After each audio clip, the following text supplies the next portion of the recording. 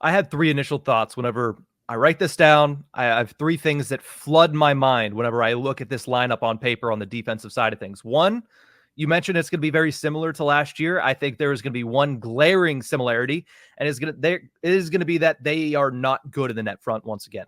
I mean, you brought in a 5'9" defender, and that was essentially it. I mean, Sebastian Aho, maybe, but he's not known as being a big net front guy. So you're still going to have that same issue as last season. Two, I automatically am expecting a better year from Erik Karlsson and Chris Letang. So that's going to elevate the level of this defense no matter what.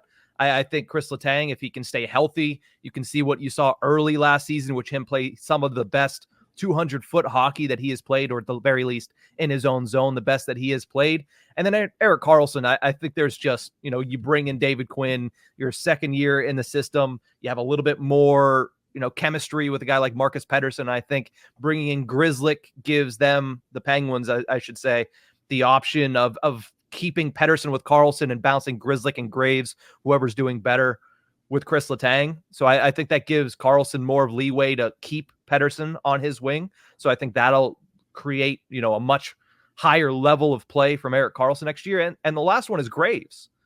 I think when he starts the season with Jack St. Ivany, lesser role on the third pairing and playing with Jack St. Ivany, I think is a very good fit for his talent and what he does best, which is lug the puck, right? That is what he does really good, is lug the puck and try to get shots towards the net, whether they get through or not. We know he's captain shin pad. That's a different story, but I think that is setting him up for success in year two. And I also think the floor is so low at this point going into the season that you're going to be surprised at how much better he is this year. Now, again, I might have, rose-colored glasses on Ryan Graves. I was one of the people, pounding on the table for them to sign Ryan Graves, and it backfired. One of the things I was most wrong about in my entire life.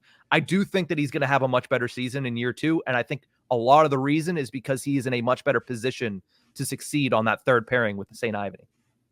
Yeah, he's got more room to grow. He's got time to settle in now. He's had his time to settle in. See where it goes. I mean, I know you're saying they're not a playoff team. I'm looking at the whole team as, with rose-colored glasses. So I'm kind of on your side with this of there should be upsides, there should be upswings and improvements going into next season because they're professionals. They know that they're not stupid. They know what they did last season. They know they need to improve. And certain ones will be able to, and you have to hope Ryan Graves is one of them. Yeah, and obviously you have guys like Marcus Pettersson, who's going into a contract year. If he doesn't have a contract before the year starts, he has a lot to prove to try to make that money next year.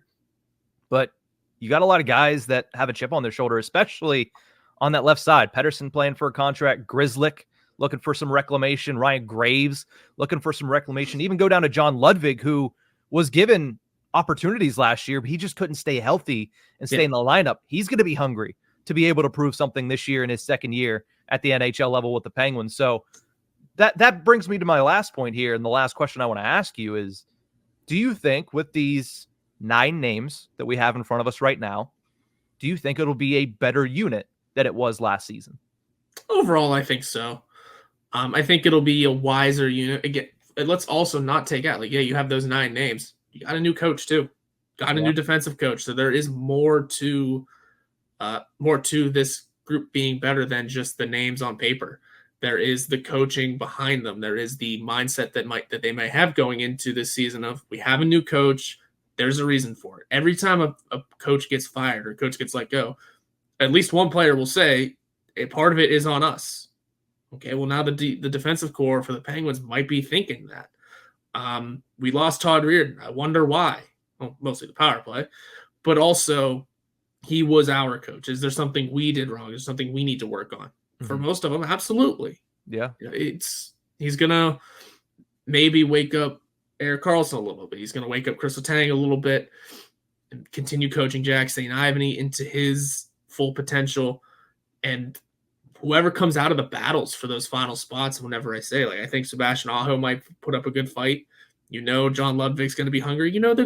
The long shots like Philip Krull and Mac Hollowell are going to be hungry as well.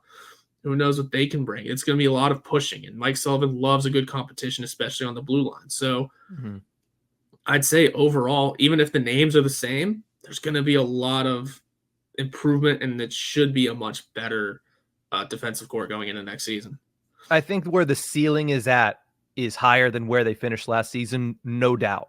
Yes. The problem that I have is there are a lot of gambles on this blue line, right? Matt Grzelcyk is a huge one. Now, again, as far as the business of hockey and the salary cap of hockey, he's not that huge. $2.75 million for 1 year. You can scrap it after the year. Yep. Fine.